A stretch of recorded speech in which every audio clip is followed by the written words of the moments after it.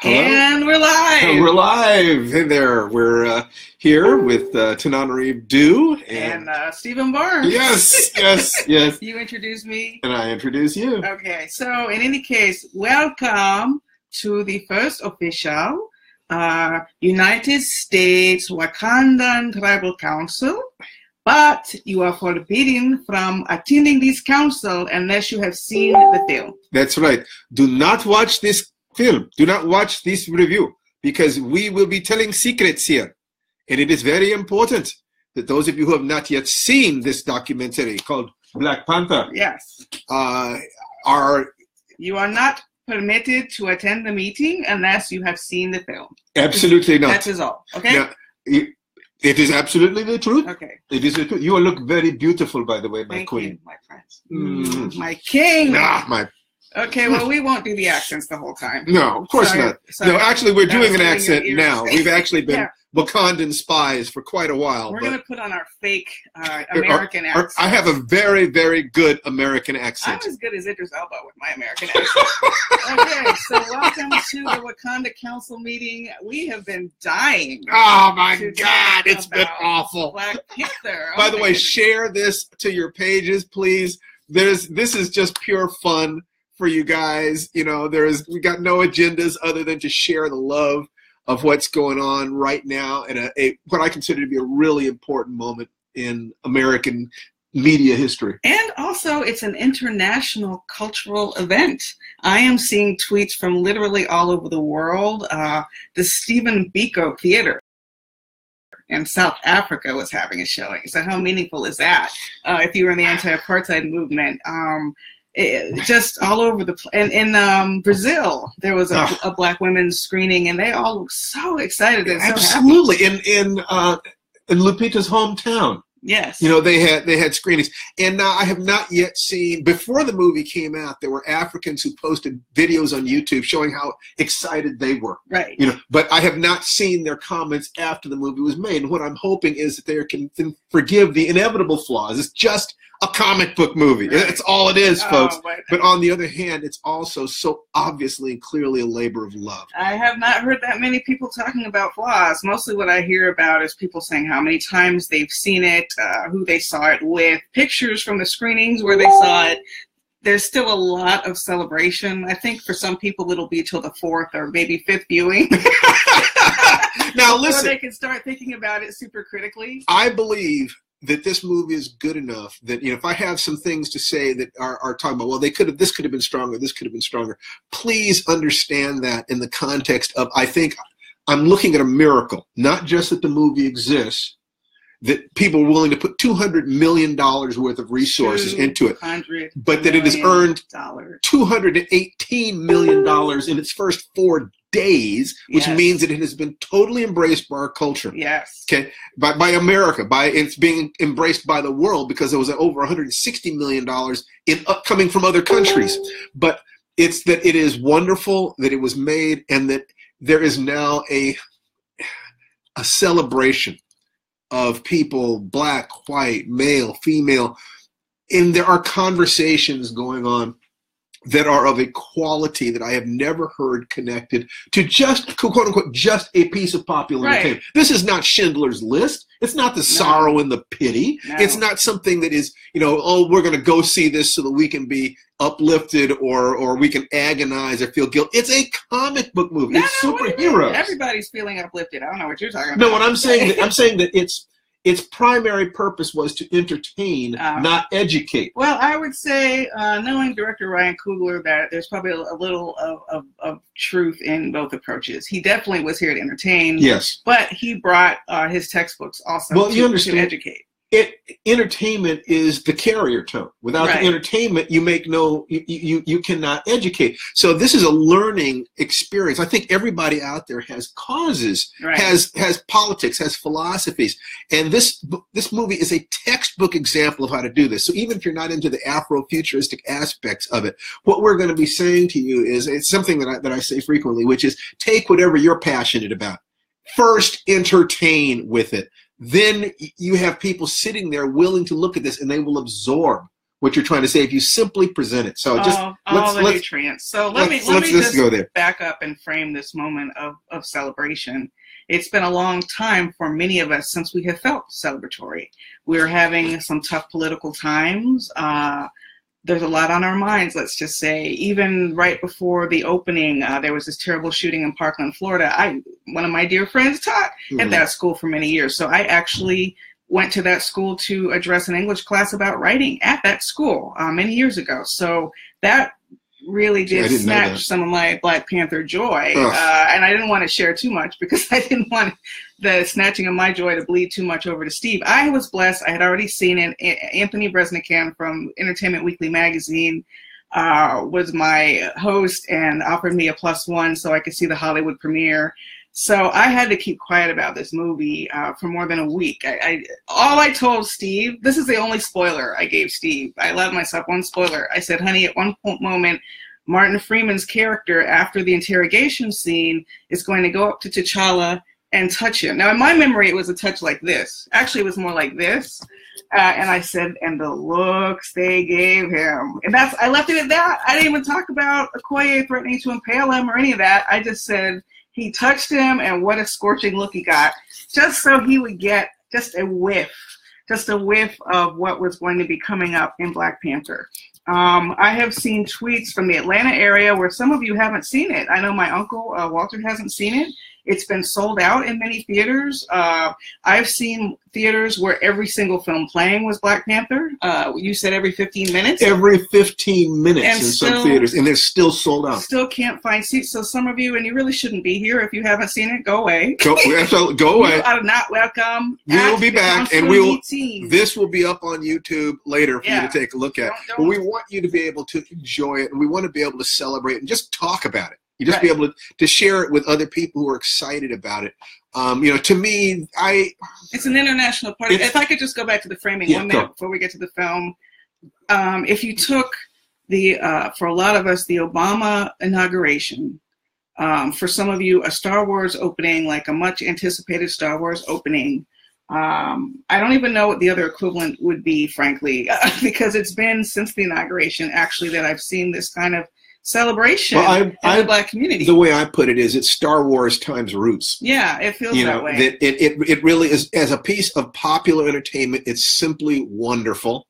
But also, myth is important. I mean, I could not have spent my entire adult life creating fiction. Right. Unless I thought that there was something powerful and positive there. My mother raised me. My father raised me. My community raised me to care about the world and to try to contribute something to it. And I felt, that there was something about just telling stories about human beings struggling to be good in the face of stress. And I've tried that over and over and over again. And if I did not, I could be wrong.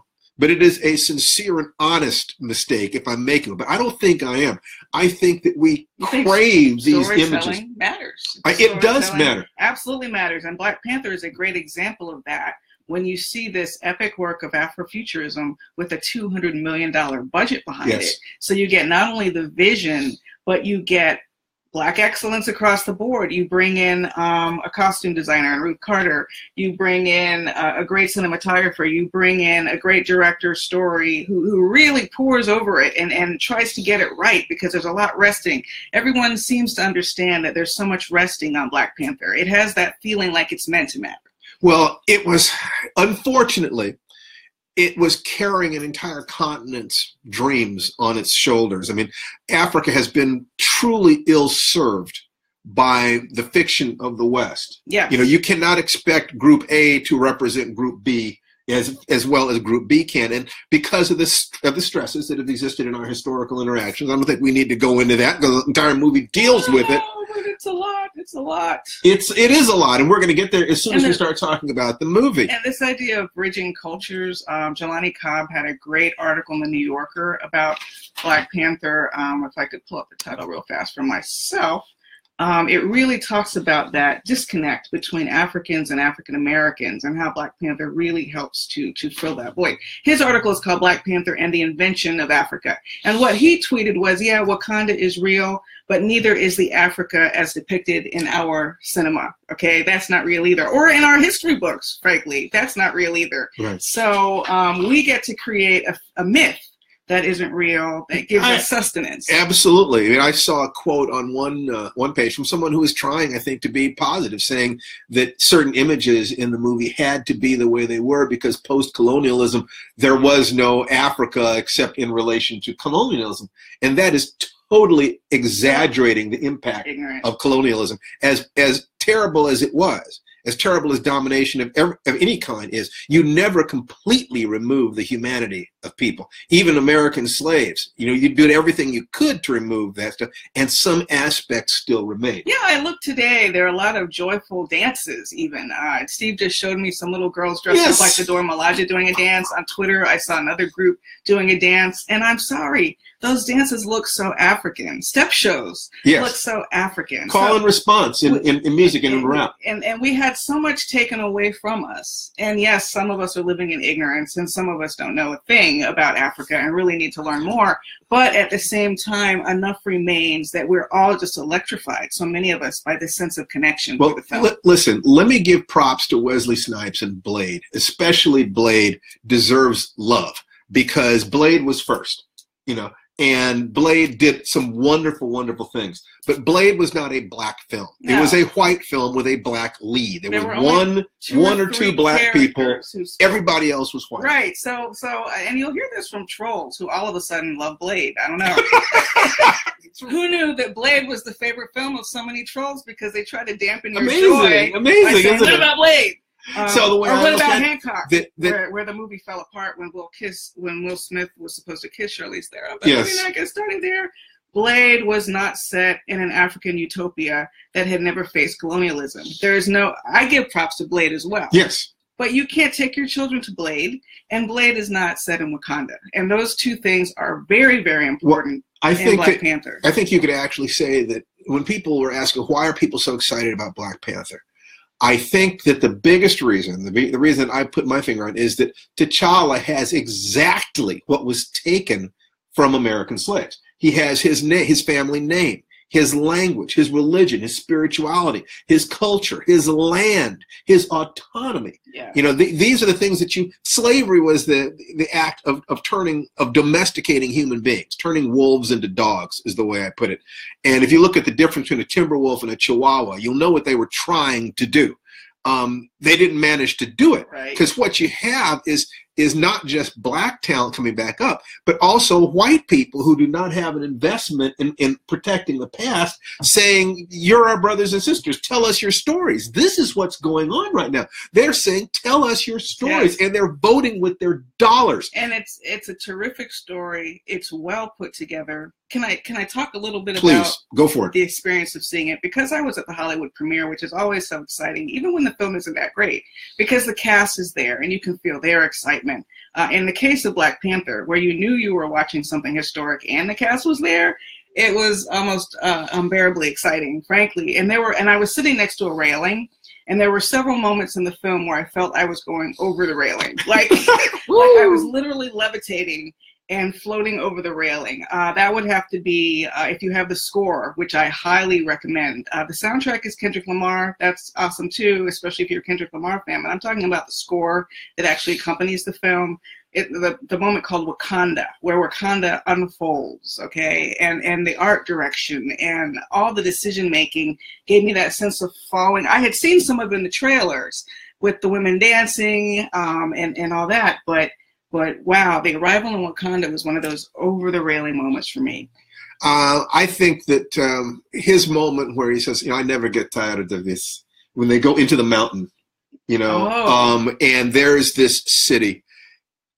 I'm going to have some problems with this because it was the first time I ever had the experience of feeling I've waited all my life to see this was in Independence Day, when Will Smith flies up into space and saves the world. I sat there in the audience thinking, I've waited my whole life for this. And when I was watching the no man's land sequence in Wonder Woman, and I was thinking, I was crying. I was thinking, I am so happy for my sisters. I am so happy. What must it feel like, I thought, to be a woman and see this moment? Well, I think, Wow. I think that for Black people, Black Panther was a movie made entirely of moments like the No Man's Land sequence. Like it was no one sequence after another. Oh my God, I've never seen this. Oh my God, I've never seen this. Oh my God, it was the best movies, the best storytelling takes you away, takes you a place you've never been before.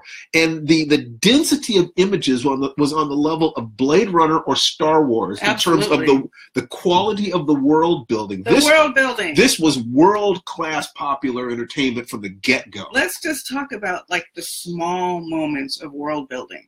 From the moment Shuri is meeting T'Challa after he's just arrived. It's what looks like sort of an airport, little mini airport. And she's teasing him about updates to his tech, and they're going back and forth as brother and sister. And he says, I can't remember the exact line, but I can't wait to see what updates you come up with for your ceremonial clothing, he says, teasing her. And that's when he gets the finger. Why? Well, because as we find out later, she hates her ceremonial clothing. The corset is too tight. And during the actual ceremony, she complains. Yes. She raises her hand and she tries to disrupt the ceremony. Oh my God. So this is just, and also another great moment, tiny moment of world building, which is also tied to my son's favorite moment in the movie, is in the lab. When Shuri looks at T'Challa's sandals and says, "What are those?" Which is, in the lexicon of today's teenagers. So, of course, he found it hysterical. But when you wrap it in, because he says that all the time. But, okay. Yeah, what are those? That's his saying. Oh, he loves that. But the world building wrapped around even something that small is that T'Challa says, "Oh, I thought I would wear my ceremonial sandals for the first day." And Shuri says, "Oh, I bet the elders loved that." So she's teasing him because he's kissing up to the elders. He's trying to sort of fit a certain position in traditionally, and there's there's this war of the generations, and just that little stuff. So what do you have? What do you have set up there? You have, in order to move forward, you have to have a root. A building cannot rise any higher than its foundations. Right. So what you have in this movie was they connected a very basic, just pastoralist, above hunter-gatherer, to pastoral, in a pastoral lifestyle. The outer ring of Wakanda is pastoralist. The front, that's right. And then you go in through the mountain and you see the potential, you see the future. This was the defining Afrofuturist film. I mean, by the third time I saw it, I was just trying to check out all the vendors at the marketplace. I was trying to catch any detail my eye had missed the first two times because it was such a well-realized world. I wanted to see more of the lab. I wanted to see more of the marketplace. I wanted to see more of the garden. I could have spent a whole 20 minutes in the garden with Zuri in there. I want to say again, and I've got a level on top of this. I'm a comic book movie lover. I'm a science fiction movie lover. I am a Black American, and I'm also a Marvel geek. For me to watch, I bought the first Fantastic Four comic book in 1966. He was there. I was there. I saw it. I absorbed it. I marveled at it. And he's just told me, I don't know this from reading it, but Black Panther beat up all of the Fantastic Four, and he said he was preparing for a battle with guess who? Claw. So they brought it all full circle. They brought it all for full circle. So what I realized that that Stan Lee and Jack Kirby, two Jewish American comic book writers and artists, basically Jack Kirby said to Stan one day in like 1965, "Why aren't there any Black superheroes?" And they talked about it, and Stan said, "Let's create one." And Black Panther came out of that. And it was a various levels of popularity, but unlike many characters who weren't able to hold their own comic books, he kept coming back. He kept coming back. And then future generations kept building on the mythology so that Wakanda is probably the most fully realized fantasy world in the entire Marvel canon. And can I just interrupt you 1 second? For those of you who are not as familiar with the other Marvel movies, maybe you didn't see Civil War, go back and watch that. That's where they introduced Black Panther. But if you're not aware, the next Marvel film, which comes out in only 3 months, and Infinity War, is going to have scenes in Wakanda. We will see a return of T'Challa. We will see a return of Denai Guerrera's explosive Okoye. We will see a return of Angela Bassett. And I forget, there's somebody else from Black Panther who will also be, do you understand what I'm saying? The next major Marvel movie, which opens up basically the day after tomorrow, is going to take us back to Wakanda already when we had to wait 50 years to get there in the first place. That's pretty amazing. And going forward, one of the things I know is that Robert Downey Jr. and all the original Avengers, their contracts are up. So whatever it is that happens next, I think that Kevin Feige, the president of Marvel, is going to look at the reaction to Black Panther, and I think Black Panther is going to be the new Tony Stark. I think that he's going to be the head of the Avengers. Maybe so. And it makes sense to me based on things that have been said and whispered and the reaction, because Kevin Feige said point blank, was quoted point blank as saying, Black Panther is the best movie we've ever made. You know what Kevin Feige also said? What did he say? Kevin Feige also said you could make a movie just about the Black Panther women.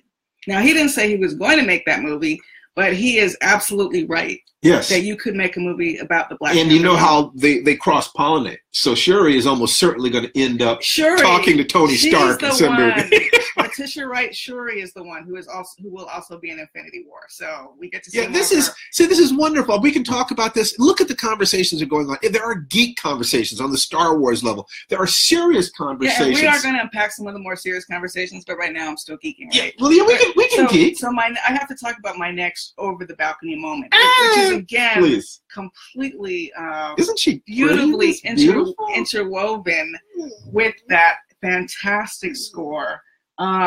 Is the moment in the casino where the music shifts and you get Okoye picking up that spear or that stick or that staff, whatever, that spear staff, whatever, and when she swings it around, first that long swing around, and it is on. Now, if we'd seen the trailer, even if you saw the extended footage, which I wish Steve had not seen, you saw the wig throw in the face. That was explosive. That was the Comic-Con footage that had everybody talking during Comic-Con last year. It was the wig in the face. So that wig in the face footage was released, and I was like, oh, that would show too much. But what no one was expecting was for Sister Girl to go leaping over that balcony after she knocked. Oh, I was like, and then she's on top of the. On top of the car. I'm sorry, I have to be coherent. It stops a car with a spear. Stops a car with a spear. She did it. Okay, speechless.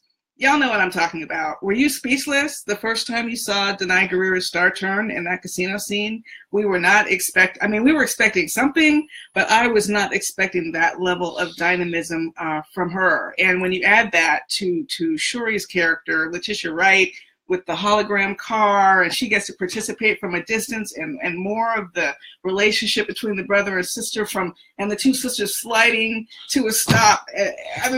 Now, now, allow me to say something. It's not gonna be nothing but praise here, because I think that the movie is strong enough that I can say, this element could have been better. And right there in that casino sequence, there's an element that could have been better. I did not think that we saw Captain America and Civil War and Bucky. We saw that they tear through normal human beings, and Black Panther at least held his own with them and actually made Bucky run. Even without his suit, he was beating Bucky's butt. And so Black Panther's fighting in that casino, he was a super soldier. He was an enhanced human at that point. He was not an enhanced human when he was fighting at the waterfalls, but he was in that casino. And I did not think that they had him be spectacular enough. I thought that I've seen many ordinary human beings of high martial skills behave. That was a single thing. And when he was in the Black Panther suit, he expressed the kind of physical dynamism, speed, and power. I mean, the ability to jump like that implies fantastic speed. And there were other battle scenes where he had been stripped of his Black Panther powers. So he did not have the same dynamism he would have had fighting Bucky in Civil War. Exactly. If you remember Captain America fighting an entire elevator full of guys in Civil War, and Black Panther could hold his own with Cap. So what we saw from Black Panther in the casino was not Captain America level choreography and editing. And there were also some problems with the ways some of the fight scenes were edited per se. But that said, first of all, it looks better in IMAX 2D than it did in 3D. The first time I saw it, the 3D actually made it difficult for me to see some of what was going on. In 2D, it got a lot clearer, so I was able to enjoy that more. But aside from that complaint, it's the way I put it is that the things I have to complain about with Black Panther are roughly equivalent to a starving person being invited to the greatest banquet in the world and the most beautiful palace you've ever seen. A few of the grapes are a little overrated. It's not even that. It's complaining about the fact that one of the waiters didn't have his shoes shined. Well, let's talk about the distribution of power between the men and women of Black Panther. Yes. Because this is a big, meaty topic. Yes. Women made up nearly 50% of film goers, and obviously Black women and I would imagine all women are excited about the way the women performed in this film. Oh, not only, I saw women saying, if you did not like the Amazons in Wonder Woman, you check out the Wakandan women. That was something else. So on one level, what's going on is that in the genesis of these characters in the comics, the Dora Milaje are very fierce fighters. Yes. Probably modeled on the Dahomey women. Almost certainly. So they exist to be his bodyguards, escorts, and they upgraded it from the way it was in the comics, where they were wives in training, sort of. Right, which I'm glad they took that out. Absolutely. No, that is necessary. They needed to have that autonomy. It's a little creepy. So what you have is, I would say in a lot of ways, a film that rather than feeling like it's centering a single character, like say the newest Spider-Man film does, with a few cameos from Iron Man, this is actually the presentation of an entire nation and an entire kingdom, lineage, history, and this bevy of characters, including these very strong women. So it feels more communal, obviously, than individual-centered. But isn't that also a more African approach to the storytelling? The Kikuyu view of the human soul ranges. There are many different types of souls, and one of them is our individual soul, and another is the community soul. It is a group, like mushrooms are individual, but they're all part of the same mass. It is far more collectivist than individualistic in comparison to European views of the soul as they manifest in Christianity, which is a flow outwards from Cartesian body-mind split. The African view of this being more collectivist, it would make sense that the feeling of Black Panther would be more that Black Panther was not T'Challa.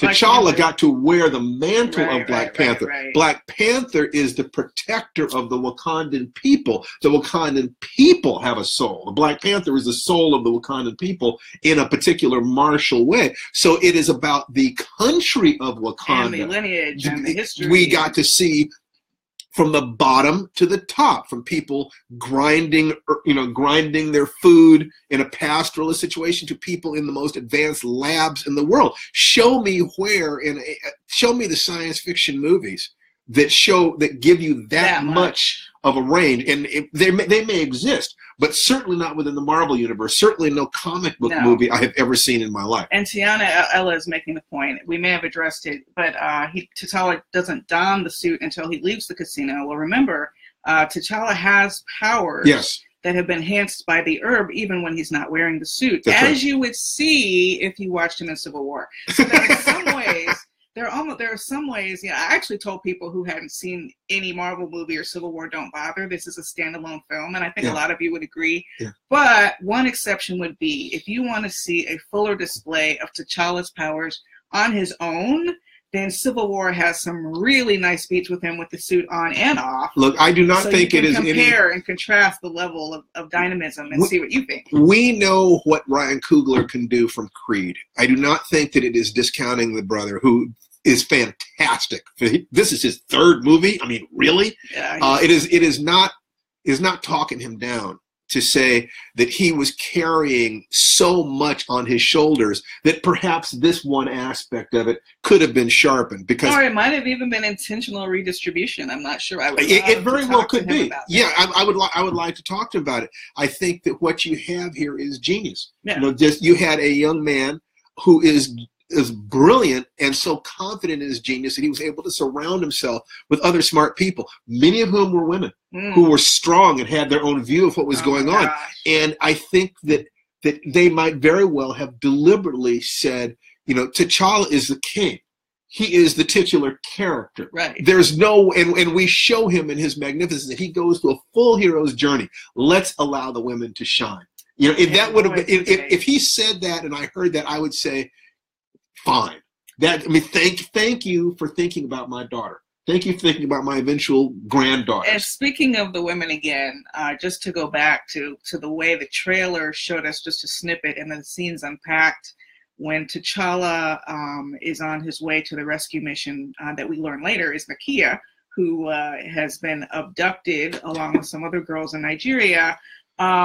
Boko Haram, anyone? Yeah, Okoye says, don't please. And then if you watch the film, you realize she's saying, don't please when you see her. Right. So this is speaking to his heart space. Yes. Sure enough, don't he freeze when he sees her? It's That's hysterical. right. It's hysterical. He freezes. He's a man in love. But then Nakia, look at her. I was so excited to see Lupita in the truck. Oh, my God. With the other abductees. And she's so dynamic. And her whole philosophy, by the way, I'm on Team Nakia. Now, we can have a conversation later. We will talk about Killmonger. But when it comes to what the future of Wakanda is, I am Team Nakia because she is out there doing something about it. She's helping abducted women and an abducted boy. May I also say that a friend of mine, Dan Moran, actually said, I've never seen a movie that lit black faces as beautifully as these were lit. If Lupita is considered the standard of beauty, I mean, I don't know what to compare her to. She was. I mean, every scene she just amazing. I mean, the shimmer. I mean, yeah, we could do a whole thing on Lupita. We could do a whole show on Denai Guerrero. We could do a whole show. Amazingly fierce. Those women worked so hard. They knew that this was their moment. When you see, Denai Guerrero ended up doing most of her own stunt work. Not all of it, but she ended up doing most of it. The stunt woman was like sitting back and letting her show. You could see, because you could see her face during most of those things. And it was not digital mapping. She was, you could see how hard she had worked, that she knew she was representing. Right. You know, and she brought it. She absolutely brought it. And everybody, nobody, in that movie, everybody brought their A game. Yeah, they absolutely did. And the philosophy of giving aid when needed, especially within the continent of Africa, which is what she was focusing on when we first met her in the film, moving away from the isolationist bent, which is interesting because if you saw Civil War, T'Challa's father, was already moving away from isolationism. That's why they were at the UN when the explosion took place. And despite that, they go back, okay? And look at this. Infinity War comes within a minute after you declare yourself to the world. Now you've got like a whole...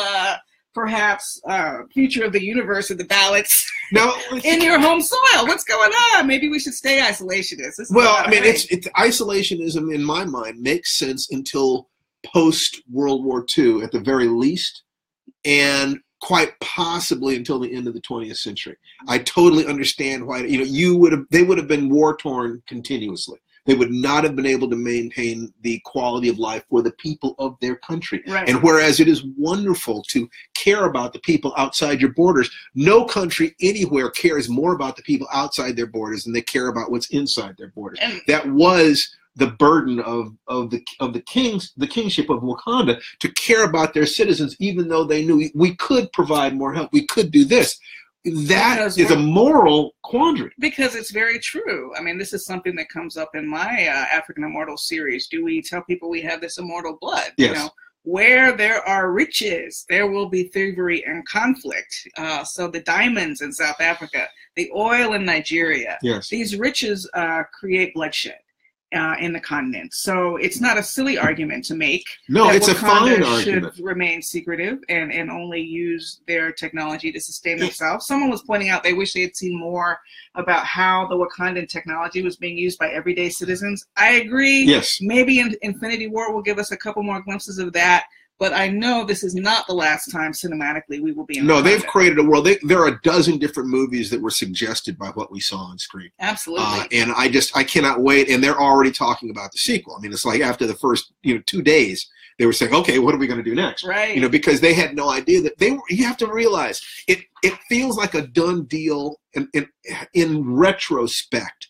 But from the other side, what a no-brainer in retrospect. But this could have failed. There are so many ways that this movie could have failed, could have bombed. Something could have gone wrong. And there are so many ways this movie did not fail. That's right. It did not fail in any way. I cannot see any failure. And as a matter of fact, let's get to it. Let's get to the heart of what has fueled a lot of conversations. And, are we talking? And Twitter nicknames have been changed. Killmonger? To involve the word Killmonger. Yes! Because Michael B. Jordan's Killmonger is considered one of the best villains in the Marvel Universe. He comes with a heartbreaking backstory. It took me 3 times watching Black Panther to notice that the very first word of the film and voice you hear in the film is the child who would grow up to be Eric Killmonger. Tell me about Wakanda, Father. Baba. Tell me about Wakanda. And I understand that Baba is also the word for father in Arabic. So one of my Arab writer friends was like, oh my gosh, Arab speaking writer friends felt up in his feelings about hearing the word Baba at all. But then let's take it to the S word I'm hearing from people who don't even have the same cultural investment I do, Shakespearean. Yeah, I have. There's Shakespearean storyline. I have heard that several times, including from writing instructors. Yes. And writers who I respect. That it comes. I remember one guy said that he used to go see a lot of Shakespeare with his dad. Mm-hmm. Shakespeare in many, many different ways, many experimental ways. And the feeling he had watching this movie was if he was watching Shakespeare that he'd never seen before. The conflict of the man, T'Chaka killing his brother. And that was a combination of necessity to protect his war dog. But let's and anger. Let's break it down, yes.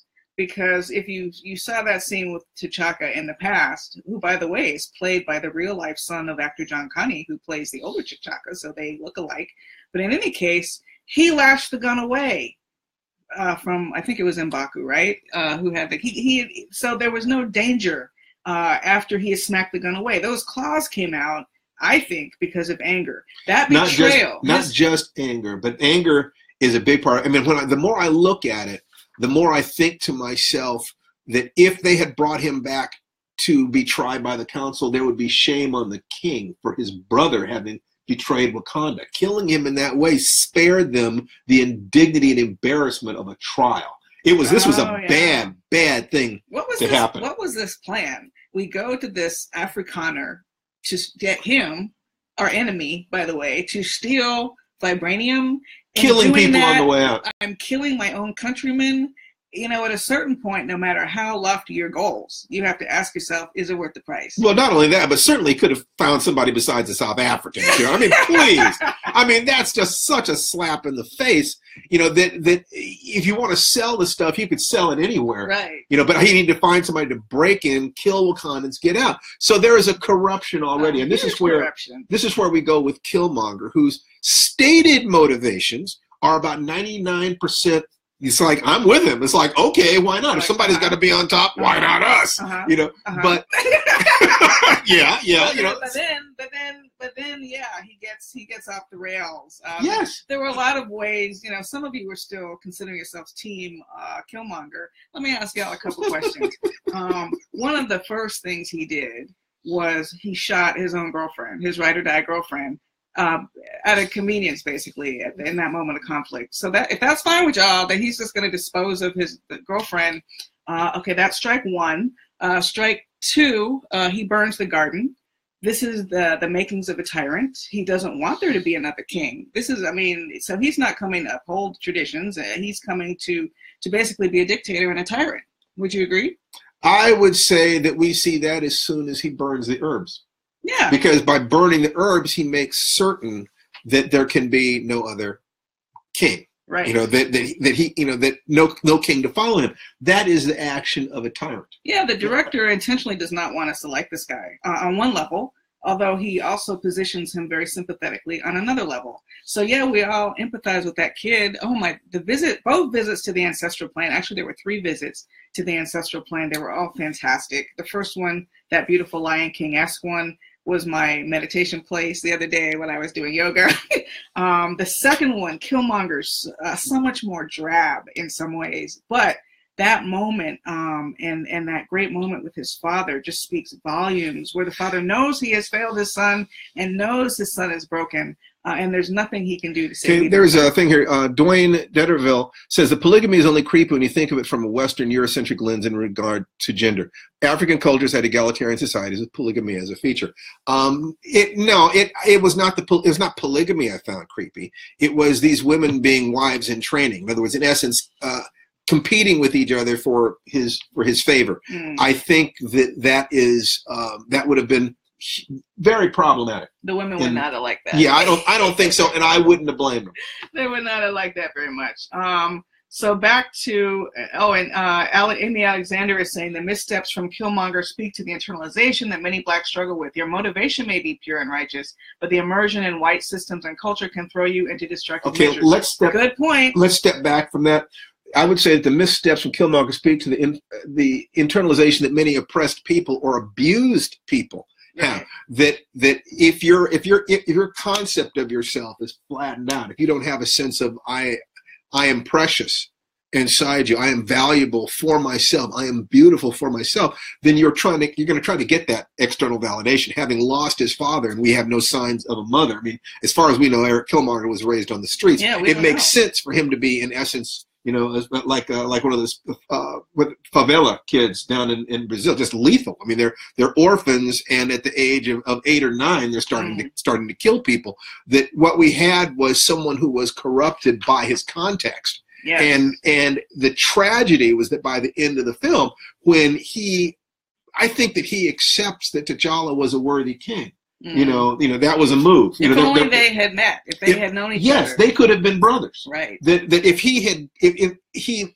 the tragedy was that he had invested his entire life in the quest for revenge, and not only was that a corruptive quest, but he didn't even make it. Right. You know, if he had made it, it would be one thing to sit on the throne and say, God, maybe I could have done it differently. But to be dying and realize that everything you have aimed your entire life at has been denied to you, and then the person who beat you is offering you kindness, offers you life. I mean, he realizes he was wrong about all this when it's too late. That is genuine tragedy. And Carrie S. Johnson is bringing up, but he was also in the CIA. So this speaks to the corruption of his vision. Why did he join the CIA? I don't know his reasons. You would think that actually someone coming from that background, the CIA would be anathema to them. I think he was learning. He wanted to learn how to take a country down. Right. And remind me, I want to say something about the CIA later in case I forget. But at one point, remember when Killmonger talks about how the sun will never set on the Wakandan Empire? Yes. He is very specifically using the language of the oppressors. Yes. This is what was said about the British Empire. So Coogler is deliberately painting him as someone who has been corrupted by the very system that he ostensibly wanted to fight. This is why I'm Team Nakia, because I can't follow a corrupt leader. And this is the other thing, the CIA. All right, look. Martin Freeman's character, the CIA operative, appears also in Civil War and probably other. Is that his first time appearing? What? Who? Martin Freeman. In Civil War. Okay, so he was introduced in the previous film. He is a CIA operative. If there was one thing I would just erase, it would be the whole CIA connection, because for a lot of people, they just don't have a sense of humor about that in their films, given exactly the kinds of activities Martin Freeman's character talks about: disrupting governments, overthrowing politically, democratically elected leaders, etc. The CIA doesn't have a great history to be aligned with your protagonist in a film, and that really rubs a lot of people the wrong way, to the point where it feels like it negates some of their joy, just that one connection, because that feels too close to painful subjects that have to do with real life history. I can see that. I look at you have to, one lesson that I think is important to take from this, because there are a lot of people who feel like they're on Team Killmonger. A lot of people. And I want to point out the fact that there is a gap between his rhetoric and his actions. Preach on it. That his rhetoric says, let's free black people and put them on top. His actions say, I am totally ruthless. I will kill. I will steal. I will lie. I will manipulate. I'll do whatever it takes. And then by the time he destroys the herbs, I think that a case could be made that he was primarily out to rule. Power. He wanted an empire. I'm sorry. An empire has, an emperor at the top of it. I can think of another person who rose to a high office because people sort of believed in the idea of him. That's right. So we don't have to pay attention to these other actions. Or his words. Who could that be? So I'm just saying, I know. Well, also, you also have the very typical thing with a dictator who says the right things, their actions are different, and people say, well, once he's in power, we will control him. We'll be able to control him. He's getting the crowd stirred up. We will be able to control him. And that is how dictators come to power. Yes. That is how liberators become monsters. Yes. So Killmonger was a snake who, if he had gotten the power, he would have turned into a monster. But that snake was created. The monstrosity was created by the action of T'Chaka killing his father. Right. Once he killed Killmonger's father, the best result I can think of is wipe his memory and give him to a foster family. Just adopt him as but he could not remember what had happened to his father. That's Shakespeare. Patricide is not forgiven. Right. Once you kill my dad, I'm going to act any way I need to act. But you know what would have happened? T'Challa would have had an accident. T'Chaka would have had an accident. Oh yeah, and Killmonger would have gone to the throne. There was no way to salvage it. You can't salvage it. Not by the end. He could have been salvaged as a child, but by the time he was an adult, he had fed himself on so much rage on what he had been robbed from that when he finally got to Wakanda, he couldn't even appreciate being there. He couldn't respect being there. Right. He was like a toddler knocking over all the toys. He killed his girlfriend. He killed a member of the Dora Milaje. Trust me, Cooper does not want us to like this guy, but at the same time, he's rendered such a complex character that you can't help often empathizing with. And I think that there are probably no black people who have not considered what he's saying. Anyone who looks at the world situation, I mean, every group of people wants to believe that they're the closest to God. That is the mythology of all people. God made us first, loves us best. It's just, you have to be enlightened to move above that. So I think that what he said resonated with us. What he said, we could understand his attraction. We could understand his charisma, his ability to stir people. Let Wakanda rise. So it's very believable that people respond in the way they did. But I think that it is also important for us to not allow ourselves to be moved by demagogues, to ask questions, to not pay attention. The way you stay in an abusive relationship is by listening to what people say rather than paying attention to what they do. Oh, I'm sorry, baby. I love you. It'll never happen again.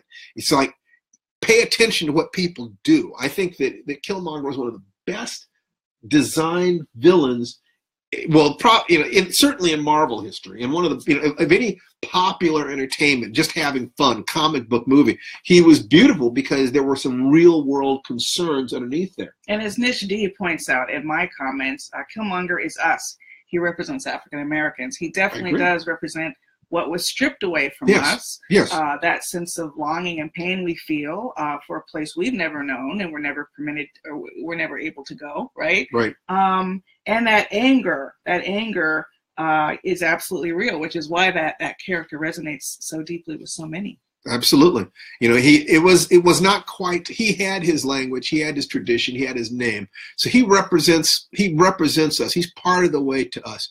But imagine what would have happened in a different world if he'd had an epiphany that it enabled him to heal. And he'd been able to go to Wakanda and simply announce himself, as royalty and been able, but they wouldn't have been able to accept him because they would have known what he was. They wouldn't have known, but the Forrest Whitaker character, knew what he was. Yeah. And so that there's an entire different story about the Eric Killmonger coming in peace without saying "I come for the throne," which automatically puts him in an antithetical relationship with the royal family. What if he'd come in peace and been a snake in that sense? Right. So there's an entire movie, but that's a quieter film in many ways, and this is a comic book movie. So you have to flatten out some of the motivations, and now we have a car chase, and now we have this, Right. because those are the tropes that make it work. But underneath that, and what a lot of critics are saying, is that this movie has shown Marvel how to break the box of their formula open. They have now done 17 or 18 movies over 10 years, and there's no way for the formula not to get tired. But by basing themselves not on comic books, but realizing they have created a universe of God figures. Now, let's talk about war between the gods, because those have always been metaphors for the concerns of human beings. Right. And you go back in any culture and you can find those stories with playing with those archetypes. Now you're talking about what it is to be a human being. You've gone,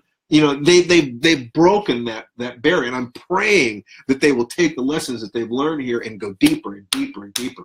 Yeah, and Nishdi, again, who's a star in the comment section on my page, says, T'Challa says, "Why did you leave him there? Yo, that hit me in my chest. Yes, why did no one come get us?" Oh, that's beautiful. Yeah, it is. Beautiful. It really does speak to a deep pain that a lot of us as African Americans feel with that separation, especially since we have not been wholly embraced on this end. It's a feeling of almost homelessness culturally many times. So this film is speaking to all of that. It's Free Our Girls.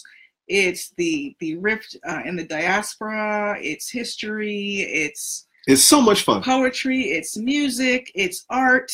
It's a celebration of us and what might have been. And I have seen people who are pretty close to alt-right simply saying, well, forget all that stuff. I just went and enjoyed the movie. And it was a fun movie. And isn't it great that just if you don't even want to see or can't see any of that, it's just a great story. It's a great story. Ryan Coogler, unbelievable. It's kudos to you. It's one of the best pieces. It's one of the best pieces of popular entertainment I have ever seen. I have never seen one that did more to start serious conversations, but at the same time was "quote unquote" just a comic book. Right. This was masterful storytelling and masterful filmmaking, and it deserves the money that it's making. Yeah. It's going to make all the money. It absolutely does. And Claudia Owen Shields, who went with me when I went to go get this beautiful headpiece and the earrings from Katula by Africana in Los Angeles, says, "I feel like the very creation of Killmonger character and the choice to kill him off reflects current racism, makes us sick, blame us, then kill us." So there are a lot of hurt feelings, exposed nerves about that Killmonger character and how he's portrayed and what it means, like the difference in the messaging. But I really don't see it in terms of poles of thought, like here's Killmonger on one side and here's T'Challa on the other, because Nakia exists in this film, and Nakia has many of the same ideas as Killmonger, except she goes about it in a different way. So she doesn't have that African-American experience of abandonment. She's coming from a place of plenty. She's Wakandan, and she's probably, she's worthy of being a queen, so she probably has a good family line, etc. And she still wants to make a difference. So I guess what they're sort of showing is the difference between change from within Wakanda, as we see in Nakia, basically having the king's ear and guiding him to that UN meeting, basically picking up where they left off at Civil War. And Killmonger would have been changed from without. It feels like a revolutionary spirit, and it definitely is a spirit that is one, honestly, but the tactics are problematic for me. Well, I think that his intent is totally understandable. I think that to temper that intent with the question, how many people will die? Mm-hmm. What is the best way to do this? I think that was, in Civil War, we saw T'Challa have greater emotional maturity by far than any other character in that movie. That in a week he was able to deal with his grief at his father dying in his arms better than Tony Stark had, in several decades in two-thirds of $1 billion worth of therapy. So he was a king. So the question of what are the responsibilities of a king, primarily to your country, but also to the world. What is this? Balancing that. There are some very serious questions about power and obligation and race and culture that were encoded in here. The thing to remember is that Killmonger's ideas won. Him dying is not important, because if he was a good man, he would be willing to die to accomplish what he was trying to do. The real separation between a real liberationist fighter and a tyrant in training is that the liberationist would be willing to die for others to see. Moses can't always enter the promised land. Martin Luther King knew he wasn't going to get to the mountaintop. So I think Eric Killmonger was about Eric Killmonger, but the rhetoric he spoke was valid. That the dream was valid, and that is why I think that what he wanted is what was happening by the end of that movie. What the positive aspect of what he wanted. Do you want revenge, or do you want justice? Do you want to express your beauty and your humanity? I think that it is a perfectly valid question. It's a valid conversation, and I think that I cannot say how proud I am of the men and women who brought this movie to life, in the form of an entertainment, a mere entertainment. Also ask serious questions about where we are and where we're going, and what does it mean to be an adult human being in the world. Black Panther had a lot of responsibility on its shoulders, and clearly everyone involved with this production understood the weight of that responsibility and really brought it and came to play. I'm sure we could all, after we've seen it about 6 or 7 times, we could all nitpick a little this, a little that. I wish it had been more this, more that. I say just watch what he does next. If I know as an artist, if I think I have genuine critiques, I pay attention. So a growing artist will pay attention to critiques. But beyond that, just wow. An incredible Wakanda weekend. A little sad to have to go back to the real world after literally feeling like I've just gotten back from a trip to Wakanda. But I want to also frame this in the context of the larger Afrofuturism revolution that we're seeing right now. We're almost a year from the day to the release of Jordan Peele's Get Out, which, by the way, is showing free in many AMC theaters today. So check your local listings.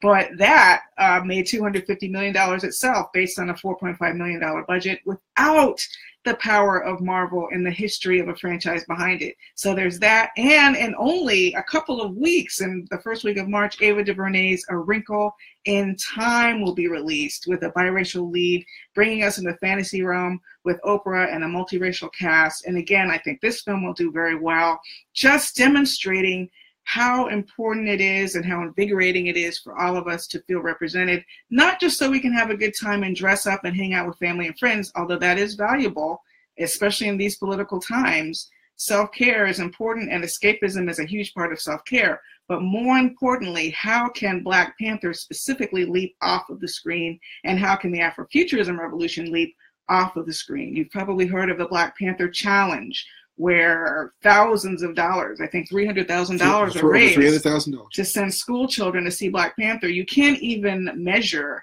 the impact of that because we don't know yet. We'll be seeing that a generation from now. We'll see that a generation from now. But there was Wakanda the Vote, with people setting up outside of movie theaters trying to register people to vote. I saw a tweet today. If you went to a historically Black college or university or a historically Black high school, give it back. Give some donations. Let's build a real life Wakanda. Look, so find your own ways to do that, to contribute and to keep this revolution going. Look, thank you for seeing the movie, but if you want to go beyond that, if you want to start digging, you want to create your own work or support artists, just Google Afrofuturism. Okay, there's a lot of Afrofuturism out there. A lot of people are doing scholarly work on it as well as looking at popular entertainment. And the fact is that we've done our own Afrofuturism thing. But one of the things that we're doing right now, just in celebration of it, is if you'd like the first chunk of our Afrofuturism class for free. Yeah, we have a 10-week Afrofuturism webinar. I started teaching at UCLA, and we created a private course. We have the first week's lecture and lecture materials free online. If you sign up, they just go to WakandaLives.com. WakandaLives.com. And you can share that URL with anybody you want. It's totally free. Forever was taken. But www.wakandalives, that's for a free lecture and class materials in our 10-part Afrofuturism class. So you can check that out and see what you think of it, and also learn more about other great artists. Nnedi Okorafor, who's written a Black Panther comic, a couple Black Panther comics. One is about to come out. There's so many other artists out. M.K. Jemisin, Nalo Hopkinson. Maybe some of you are here. I can't see all the names here. Victor Laval. There's so many. Cherie Renee Thomas. All of you out there. Samuel R. Delaney, the godfather of Afrofuturism. This is a celebration for all of you. Octavia Butler, whose picture is behind us. Octavia, this is a celebration for you. Octavia. We are all celebrating this together. And even if Black Panther didn't answer every question for you or didn't perfectly frame the story the way you'd like to, write your own story. This is the beauty of this time. It's never been cheaper to make a film because you can literally shoot a film on your iPhone. That's right. The gatekeepers are no longer just keeping you out of the gate. Believe me, in the wake of Black Panther, more will be trying to invite you in. It's a matter of who's prepared, who's ready, and who has the stories ready to go. So get your stories ready. If Ryan Coogler didn't tell your story, you tell your story. Absolutely. So thank you so much for coming. And wow. Yeah, thank you. Now, there's so much to talk about here. And, if you want to take this onto one of our Facebook pages, ask questions. I think that Killmonger is presented as partial evil because he's the villain. It's as simple as that. That you always have the villain have negative characteristics. Otherwise, you have no opposition for the hero. I think they came closer to having a believable, empathizable villain than in any other Marvel comic book. If you took those things out, you don't have an opposition anymore. You have them getting together and going out and, that's a completely different movie. I know people are hurt. Well, that's what happens with when you have great storytelling and great characterization. It is sometimes painful. There's the fun part of Black Panther, and then there's the sad part of Black Panther for me. But both of them are beautiful parts. I know we're just going through some of the messages right before we leave you. I don't think that Nakia inexplicably invites a CIA agent. He was wounded. He tried to save her life. Makes sense to me. It would have been ungrateful not to. It's a tough decision, I have to say, for a secretive society. I was a little surprised at how quickly T'Challa was willing to bring Freeman into Wakanda. But well, they were already talking about the possibility of opening things up. He knew that his father was already on that path. But anyway, that's all. I think we're going to just wrap it up. All right. Thank you guys for coming. You can continue to talk in the comment stream if you like afterwards. Absolutely. But we really Have fun. enjoyed this. Maybe you need to see Black Panther again, see if any of your opinions change. You'll notice something that you like even better, though, the next time. That's my theory. Thanks a lot, everybody. Okay. Take care. Bye-bye. Bye-bye.